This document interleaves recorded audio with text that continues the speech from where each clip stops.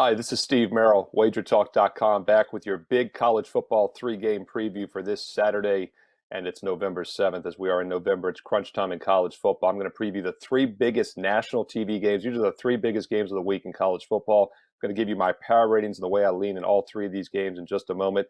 Just a quick reminder, though, if you'd like my official best bets for Saturday college football and Sunday NFL, go to my page right now on WagerTalk.com. Enter this weekend on a 15-8 college football run, a 7-3, 70% NFL run, and my best bets are available right now with full analysis, wagertalk.com. Going to go in not necessarily schedule order, in start time order here with one of the three biggest games this week. And surprisingly, the first game on the board is actually the Pac-12 debut between Arizona State and USC. And that's a noon Eastern kickoff, 9 a.m. Pacific on Fox National TV Saturday afternoon. And once again, that's noon Eastern, 9 a.m. Pacific. And I had to triple check that when I saw the start time this week because I didn't think it was right. But they're squeezing this one in that national TV window early on Fox. Of course, neither team has played this season. It's the debut for the Pac-12, so they both have had plenty of time to prepare. I'm not sure that this early start time favors one team or the other. I guess you can make a case maybe USC staying at home in L.A. has a little bit of an edge, although Arizona State in a hotel room, they'll be ready to go in the morning. But I do think the situational setup favors USC in this game. As they return a good amount of offensive firepower from last year's team, they should be better this year. Meanwhile, Arizona State, they have their quarterback back, but they really have no other weapons, just four returning starters. And they have a new offensive coordinator coming over from Fresno, fifth different offensive coordinator in the last 5 years for Arizona State. So I think this is a tough spot. You know, a lot of people ask, how do you handicap these games? They haven't played yet. Well, it's the same way I handicapped week one in September. It's the same way I've handicapped week one in September for the past 25 years as a full-time handicapper. It's the same way I handicapped the Big Ten a couple weeks ago when I went 2-0 on Friday and Saturday. Same way I handicapped the MAC this past Wednesday with Western Michigan, a nice blowout winner. So I've done very well in these initial games for teams this year. And I think USC is the better team. And I like to play the better team when neither team has had much practice or game situations. And this line is also a little bit short based on my power rankings. It should be over 2 touchdowns. So there is value with USC minus 10.5 in this early kickoff Saturday afternoon. Big game on the afternoon card for Saturday mid-afternoon, that is, at 3:30 Eastern on CBS National TV. We're going to take a look at the Florida-Georgia matchup. Still the biggest cocktail party in the country, maybe a little bit limited this year in 2020 in Jacksonville, neutral field. Georgia currently a 3.5-point favorite.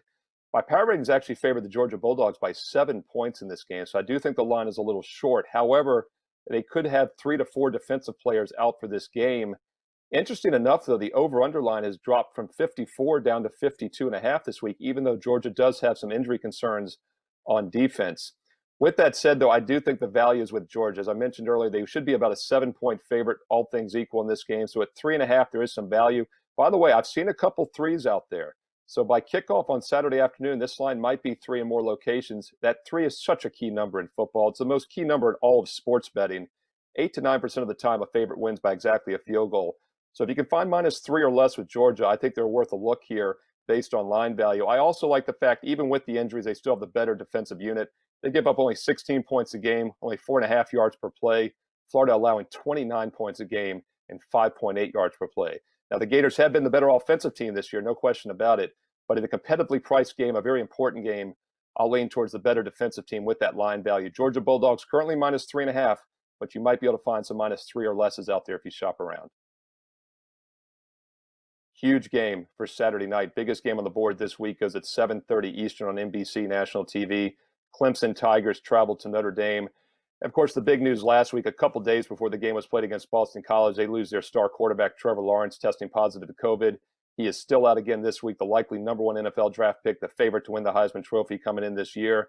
That's the bad news for Clemson. The good news is that his backup, true freshman, DJ Uiagalelei, and I've been practicing that name, is scheduled to play this week, and he played well last week in his debut against Boston College. Now, Clemson was down by double digits early in that game, pulled the comeback, and only won by 6, never came close to covering.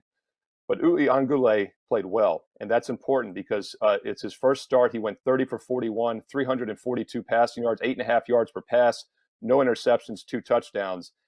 Hard to imagine, though, that he can repeat those numbers not only against a good Notre Dame team, but more importantly, on the road for his first road college start. Now, my power ratings make Clemson a 4.5-point favorite in this game. Line opened 4, it's currently 5. It's right in between the two numbers this week. But that's with Trevor Lawrence in the lineup. Now, Uwe he played well last week, but I can't imagine he's going to be as good as Lawrence or better on the road. So the line value is with Notre Dame in this game based on my ratings. And I also like the fact that we're getting a good defensive home dog in Notre Dame. Clemson's known for that defense. They've allowed 15 and a half points a game, 4.5 yards per play. Guess what? Notre Dame's allowed only 10 points a game and also just 4.5 yards per play. And they've played equally strong schedules this year. So we get a good defensive home dog here against a young freshman quarterback making his first road start in a huge high-profile game. Power ratings make this game pretty much spot on, but that's with Lawrence in the lineup. So I think this line probably a little bit too high. Notre Dame at +5 or more has a little bit of line value in this huge game on Saturday night. Don't forget all my best bets for this weekend. Saturday college football, Sunday pro football available right now at WagerTalk.com. Get the rest of November, all of my college and pro football for the rest of November for a very special price, just $1.99 when you go to WagerTalk.com right now. This is Steve Merril wishing you the best of luck this weekend. I'll talk to you again soon right here on WagerTalk TV.